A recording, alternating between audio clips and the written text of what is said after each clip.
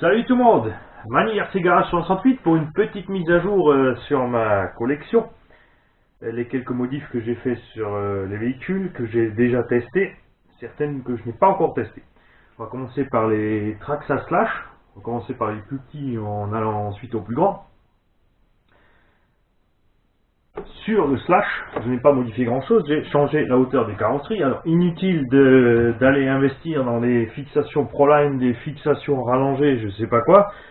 Tout ce qu'il faut faire pour remonter la carrosserie de votre Slash, c'est de prendre 4 petits inserts en plastique ou du tube chez Brico Bidule et de mettre des vis plus longues tout simplement sur la fixation principale. Alors, vous pouvez le faire soit de cette façon, soit rallonger uniquement les petits tubes eux-mêmes. Ça suffit largement. Le but pour moi de rehausser la carrosserie est en fait d'éviter que les roues aillent frotter dans les ailes lors des forts débattements ou des fortes accélérations. Éventuellement un pneu va ballonner et aller manger très vite la carrosserie. Même si elle a été protégée, je préfère que les pneus n'aillent pas trop frotter. Le centre de gravité pour moi n'est pas un problème, je ne fais pas de compétition, je suis donc pas un maboule du centre de gravité hyper bas et de la tenue de route affolante. Le véhicule doit tout simplement rester fun à conduire et bien résister aux dégâts dans le temps. J'ai mis 4 amortisseurs GTR. Alors là, vous allez me dire, pourquoi il a mis des GTR, des big bore Teflon, il existe des GTR. Alors, je suis pas pour les GTR parce qu'ils sont plus courts, tout simplement. Le véhicule est déjà plus bas avec le châssis LCG. Et les GTR ont pour moi pas suffisamment de débattement, tout simplement. Je les ai testés en boutique, je n'étais pas très content avec. Donc je suis passé sur les bons vieux big board de chez Traxxas, qui sont disponibles pour pas cher maintenant, puisque plus personne les veut. J'en avais sur les 3 Slash précédents que j'avais, j'ai jamais réussi à en casser, j'étais très content. La seule chose à faire, c'est quand vous les recevez, c'est de récupérer les coupelles et les bacs d'arrêt des ressorts de vos amortisseurs d'origine, puisque l'amortisseur GTR fait que 13 mm contre 14 pour l'autre. Donc vous pourrez ensuite utiliser vos ressorts d'origine ou toute la gamme de dureté qu'il existe sur les ressorts d'origine. J'ai mis par contre aussi 4 amortisseurs longs. On peut le faire en changeant la tourelle avant par une tourelle arrière, ce qui fait que vous aurez le même débattement à l'avant et à l'arrière. Là j'ai gardé la tourelle avant courte avec les amortisseurs longs, ce qui me permet d'utiliser les points d'ancrage les plus larges sur l'avant pour rester plus ferme lorsque le véhicule est en courbe en fait. Quand vous lâchez les gaz, il va s'écraser sur l'avant et il va s'écraser moins du fait que les amortisseurs sont dans une position plus couchée. J'ai aussi mis donc les barres anti-roulis que je trouve qu'ils devraient être livrés d'origine avec ce Slash. Le moteur 4 pôles n'est pas plus performant que le 2 pôles, et il consomme légèrement moins et on sent quand même qu'il a plus de couple. Voilà, le véhicule est un peu plus lourd avec le système OBA, donc on n'a pas pu vraiment... Enfin, il n'y a pas une énorme différence entre les deux combos. À voir ce que ça donne en fiabilité dans le temps. Il y en a plein qui ont réussi à les cramer. Mais comme toujours, je suis presque certain qu'ils ont mis le gros pignon sur lequel il est écrit dans la boîte qu'il est fait pour rouler vite et pas pour faire du tout-terrain et accélérer, freiner sans cesse, ce que font la plupart des utilisateurs quand on les voit rouler, c'est gaz-frein, gaz-frein, gaz-frein, gaz-frein. Donc dans ce cas-là, restez absolument avec un rapport court, il n'y a rien d'autre à faire si vous voulez durer dans le temps avec votre véhicule. Le Slash Duromotrice a subi exactement les mêmes modifications. On lui a administré 4 big bore low. Ah, d'ailleurs, oui, je vous ai pas montré, donc vous voyez bien donc le débattement de suspension, j'espère qu'on voit bien la caméra. Vous voyez, là la caisse quand elle est relâchée, là j'ai pas la batterie, donc déjà elle redescend. Avec la batterie on est à peu près à la hauteur quasiment normale de fonctionnement comme il est livré, sauf qu'on a beaucoup plus de débattement libre, ce qui est génial en tout terrain. Point de vue réalisme aussi, à l'accélération on est bien dans cette position, au freinage bien campé sur l'avant, et on encaisse aussi beaucoup mieux les sauts, puisque les amortisseurs vont aller chercher le sol, et ont donc le temps de freiner énormément le véhicule avant l'impact au sol. Sur le Duromotrice, c'est encore un peu plus marqué, vous voyez le débattement arrière, le véhicule est vraiment, on dirait que le train arrière se décroche comme sur les vrais shortcuts, tout en restant extrêmement souple, pour permettre à l'accélération d'un virage de coller le train arrière en bas et de ne pas aller se casser la figure. Là aussi, donc, comme je l'ai dit, les 4 amortisseurs longs, ça rentre parfaitement sans rien modifier. Il faut juste sur l'avant brider un tout petit peu le débattement si vous voulez par une petite bague en caoutchouc à l'intérieur de l'amortisseur. Et c'est tout. À l'arrière aussi j'ai gardé les ressorts d'origine qui sont livrés avec les big bores, parce qu'en fait j'avais pris un pack de 8 amortisseurs pour Traxxas Emax. Le Emax aussi d'ailleurs du petit cornichon est équipé de ces mêmes amortisseurs et aussi donc des coupelles et inférieures et supérieures d'origine du Emax, et avec 8 ressorts pardon, GTR les plus durs qu'on puisse trouver pour le Traxxas Slash, et ça fonctionne parfaitement. Je lui ai collé un petit 3100 kV. Alors pourquoi j'ai pris pas un 4000 ou plus? Parce que tout simplement comme c'est un 2 roues motrices, ça sert à rien d'avoir un moteur qui monte trop dans les tours, ça va juste partir en patinage, je préfère rouler avec du couple. Donc ici on a pu mettre un rapport très long avec un moteur qui tourne pas très vite. Et c'est totalement suffisant pour entraîner ce petit 2 roues motrices. Les performances sont égales au 4x4 avec un petit avantage sur l'autonomie bien sûr. Ça va donner le poids inférieur de la machine. Le Obao Hyper-MT vient de passer sa 10e d'heure d'utilisation sans le moindre entretien. Comme on s'y attendait, en fait, c'est vraiment une super machine. J'en ai par contre un peu marre de la carrosserie, donc j'ai commandé une carrosserie de pick-up qui devrait très bien faire l'affaire pour le transformer un peu plus en monster. Vous avez pu voir sur la vidéo Alchentuer que par contre il se comporte un peu plus comme un truggy. Et je vais aussi finalement, enfin une fois, y souder mes EC5 que je devais faire depuis longtemps, puisqu'ils m'ont encore posé quelques petits problèmes à la dernière sortie. J'ai modifié l'emplacement du variateur, je l'ai passé à l'avant, j'ai viré la grosse boîte, le cerveau était monté sur le dessous, tout simplement avec 2 bras de fixation en standard de cerveau standard, vissés dans le châssis. J'ai remplacé j'ai mis une petite plaque en alu pour la rigidité du châssis en haut, puisque j'ai enlevé la boîte. Et une bonne boîte de réception Traxxas vraiment étanche. Ça s'arrête là pour les modifications, il n'y a rien d'autre à faire. À part aussi évidemment remplacer les huiles des différentiels, puisqu'il est livré avec de la graisse. Alors ça a très bien tenu. Simplement là, au bout d'une dizaine d'heures d'utilisation, j'ai ouvert pour faire mes contrôles. La graisse était en très bon état, les différentiels en très bon état. J'ai juste tout simplement de l'huile, personnellement un peu plus dure. J'ai mis de la 25 000 devant et de la 20 000 à l'arrière. Il n'y a pas de diff centrale. Je préfère que les trains restent un peu plus réactifs. Enfin, je préfère perdre de la puissance sur l'effet des différentiels dans le virage comme une roue patine.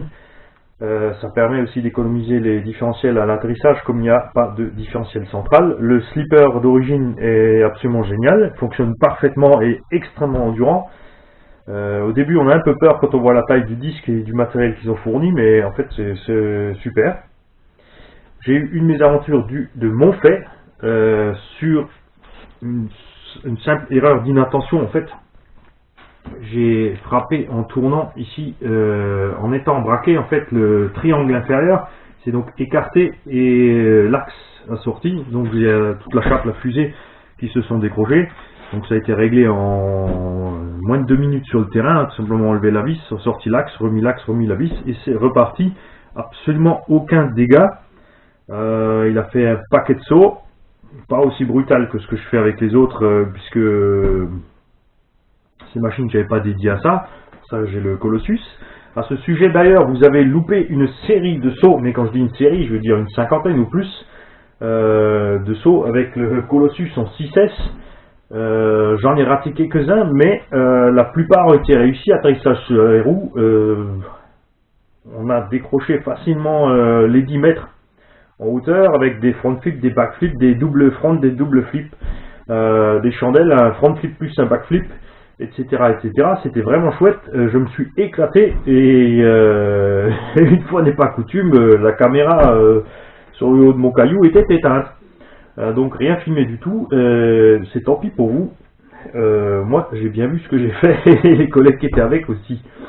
Mais on en refera une, pas de panique. Voilà pour le Hyper-MT. Le Trooper 3, Passé sa 20e heure d'utilisation, absolument aucun dégât, aucun problème, aucune modification. Tout est d'origine à part donc combo. Tout fonctionne bien. Le Sen a très bien survécu à sa série de sauts, puisqu'il en a pris pendant une demi-heure. J'ai fait que ça en fait, aller-retour sur la bosse. Tout ce que j'ai cassé, c'est 2 plots de fixation arrière, suite à quelques mauvaises réceptions, et l'arceau central a été tordu, donc je l'ai refait avec mon célèbre tube PVC de chez Brico Bidule, puisque un arceau fait avec ce tube est largement assez solide pour tenir le X-Max qui fait 10 kg sur le toit, donc je ne m'inquiète pas trop de ce que ça pourrait donner là-dedans. Pour le Thunder Tiger, ce que je vais faire en fait, c'est que, comme je l'avais dit, je vais essayer d'installer un différentiel central à l'intérieur, mais ça ne sera pas possible avec des noix rallongées de sortie de diff, ça ne suffira pas, vu qu'ils ont quand même placé le diff extrêmement à l'avant du véhicule. Il me manque 20 mm sur mon cardan arrière, je vais donc couper le cardan arrière en deux, y mettre un tube par-dessus de 50-60 mm de long, pour pouvoir avoir mon écart de 20 mm, et on va souder tout ça joyeusement ensemble.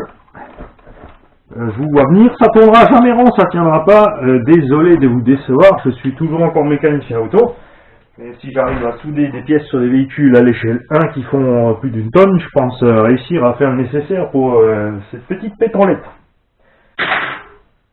Mon Summit est en pièces détachées, il va recevoir des nouvelles pièces anodisées, puisque à force d'utiliser les anciennes, ont commencé à se délaver, c'est devenu moche, et j'aime pas ça. Donc je les avais désanodisés en fait avec un produit bien agressif, mais ça n'a pas donné le rendu que je voulais, donc on va le remettre comme il était avant. Le Trooper BS n'a plus servi depuis la dernière révision, encore pour l'instant. Le X-Max passe sa 25e heure, dont 5 heures en vitesse, toujours aucun dégât sur le véhicule, absolument pas la moindre panne sur cette machine. Tout ce qu'il aura à faire entièrement, c'est resserrer un peu le slipper. L'arceau fait du super boulot, comme vous avez pu le voir sur les vidéos. Seule chose qui m'est arrivée, c'est que les vis du pare-choc arrière se sont arrachées. En fait, c'est le pare-choc s'est juste décroché, donc on a remis des vis un peu plus longues, avec un petit point de colle pour être sûr. Et ça tient tranquillement. Mon patin arrière aussi, toujours encore provisoire, parce qu'il fait très bien son boulot. J'y fixerai aussi le variateur différemment. J'ai reçu d'ailleurs à ce sujet le Max 6 de Hobbying que j'ai mis quelque part. Voilà, et voilà. Donc le Max 6, j'ai un Max 5 dans le Super 5 SC Flux. J'ai commencé par le Castle sur les max pour être sûr que la puissance suffisait, donc j'ai commencé à brider au fur et à mesure l'ampérage pour voir ce qui se passe. On a pu descendre à 150 ampères sans moins de soucis. Je vais donc pouvoir utiliser le Max 6 qui lui rentre dans le logement d'origine, donc inutile de s'amuser à fabriquer une patte et de le fixer je sais pas comment. Ce qui me plaît sur ces Ezron Max 5, 6, 8, etc., c'est qu'ils sont équipés d'anti-spark. C'est-à-dire d'anti-étincelle. Le Mamba n'est toujours pas équipé, même la toute nouvelle version X, d'un anti-spark, sauf erreur de ma part. Donc si quelqu'un d'entre vous a le XL2, enfin le Mamba Monster XLX, et qu'il a constaté qu'il a effectivement un anti-spark, merci de me le signaler, que tout le monde soit au courant. J'ai rien trouvé à ce sujet sur le site Castle. En tout cas, celui-ci là, donc je vais équiper ma machine avec ceci. J'ai aussi reçu pour mon Summit le nouveau Xeron 4274 SD. J'hésitais entre le 4268 SD 1600 kV, puis c'est largement suffisant puisque le véhicule je l'utilise pas pour faire le barjo, mais j'avais quand même envie de tester le 4274 pour pouvoir le comparer avec du Mamba Monster ou du Flux Torque. Je vous tiendrai donc au courant de ce que ça donne. Je vais très certainement l'utiliser en fait dans une autre machine avec le XR8 Plus et mettre un Mamba Monster X dans mon Summit avec le Orion MR8L qui est dans la GT. On en arrive donc à la GT qui, elle, comme on me l'a demandé, avec elle je ferai quelques vidéos enfin une petite vidéo sur la VMAX. Ici je suis équipé d'un pignon, un tout petit pignon de 14. On arrive à 75 km/h en 6S. L'avantage c'est la vitesse d'accélération en fait est absolument phénoménale. On arrive à la vitesse de pointe en quelques mètres. L'autonomie aussi, on a fait la dernière fois un run de plus de 30 minutes, ce qui est super sympa en 6S. Mais comme on me l'a demandé, même si je suis pas fan de ce genre de choses, je mettrai le pignon le plus gros possible pour voir ce que ça donne. Évidemment, je vais pas l'alléger pour faire le plus possible, je vais la laisser comme elle est. Donc mon petit poids lourd piste avec son petit bruiteur, toutes les protections qui vont bien, puisque vous avez vu que je l'ai craché sur la dernière vidéo de piste et le véhicule n'a absolument rien. Le pare-choc arrière a très bien fait son boulot, tout comme l'avant. Il n'y a pas le moindre dégât, le moindre jeu nulle part, tout fonctionne à merveille.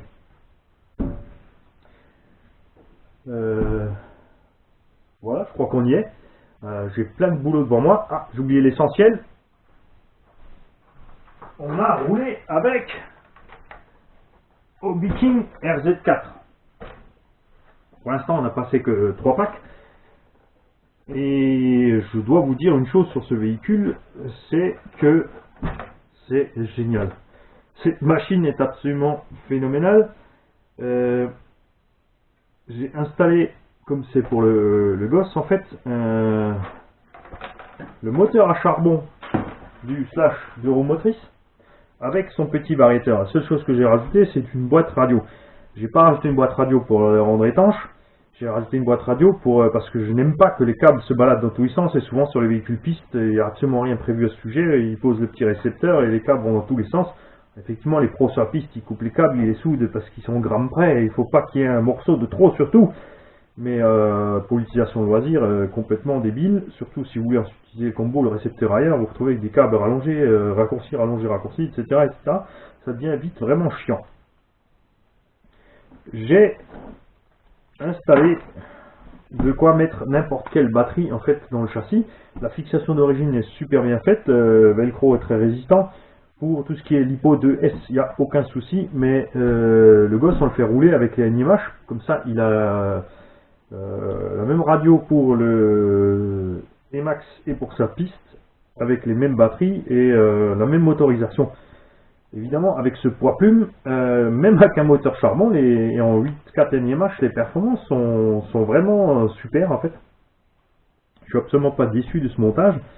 J'ai au début resserré les amortisseurs, puisque c'était un peu plus lourd avec la NIMH et le combo brochette. C'est un moteur en taille 550, donc plus gros que ce qui est utilisé normalement en piste 1/10. Ce qui s'est avéré inutile, même la suspension détendue pour qu'elle fasse bien son boulot et qu'on puisse en profiter même sur les parkings un peu accidentés. Les roues ne vont pas roter la carrosserie. 1, 2, 3, essai. Bébabebu. Donc les roues ne frottent pas la carrosserie. Comme vous pouvez le constater, elle est toujours intacte. La tenue de route, géniale, avec même avec ces petits pneus Pico, donc 3 fois 15 minutes sur le goudron, ils sont toujours parfaitement entiers, ces pneus. Évidemment, avec des slicks ou des pneus mousse, on aurait une meilleure accroche. Après, sûrement, je pense qu'on aurait le problème de retournement dans les virages lors de mauvaises manipulations. Ici, avec l'essieu avant rigide, enfin la spoule avant et non pas un différentiel, le véhicule se comporte très bien. Si vous lâchez les gaz et vous tournez, il va tout simplement glisser de l'arrière. Ce qui est très bien, ça pardonne toutes les erreurs de pilotage pour le jeune. Au pire, il fait un petit attaqueux, mais le véhicule ne va pas se renverser. Il n'a jamais fini sur le toit encore, ce qui est pas mal, parce qu'on a quand même forcé un peu la chose, et pourtant il ne s'est rien passé. Budget total de la machine finie, on est à... Bon, bien sûr, évidemment, là, c'est un combo de récup, mais on trouve des combos brushless Léopard avec des petits moteurs 3100 à 3900 kV qui suffisent largement pour le poids de cette machine. En plus, ils sont orange métallisés, donc ça irait très bien avec l'ensemble alu. Pour une cinquantaine d'euros, ça nous laisse un budget de 150 euros. Véhicule, motorisation, cerveau compris, et moteur et cerveau, récepteur et cerveau compris. absolument totalement imbattable, point de vue qualité-prix aussi. C'est pas un châssis en alu, c'est une tôle emboutie, mais ça fait super bien son boulot, c'est rigide, ça craint rien, avec la hauteur de caisse on va pas l'abîmer, les pièces alu ont très bien tenu, on a fait 2-3 touchettes sur les trains roulants pendant qu'on roulait, on n'a pris aucun jeu, ni brisé aucun morceau de plastique, ni rien du tout. Je l'ai mesuré à une Tamiya TT02 qui donc pour être aussi performante a coûté à peu près 300 € à l'utilisateur, puisqu'entre les roulements à billes, une autre motorisation que le Mabushi, etc. etc. Un autre véhicule dont je me souviens plus de la marque, qui était beaucoup plus cher, un Serpent, forcément beaucoup plus efficace, le Serpent, il n'y a pas photo, mais un tout autre budget. Et quand on considère que ce châssis à poil ne vaut que 90 € frais de port compris, c'est absolument totalement génial. Les roulements à billes aussi n'ont toujours pas de jeu, parce que je me suis dit qu'ils allaient économiser au moins sur les roulements ou quelque chose. Et bien non, aucun souci pour l'instant. Je vous tiendrai donc informé de la suite de ce qui va se passer avec cette machine au fur et à mesure de l'utilisation. A bientôt, salut tout le monde.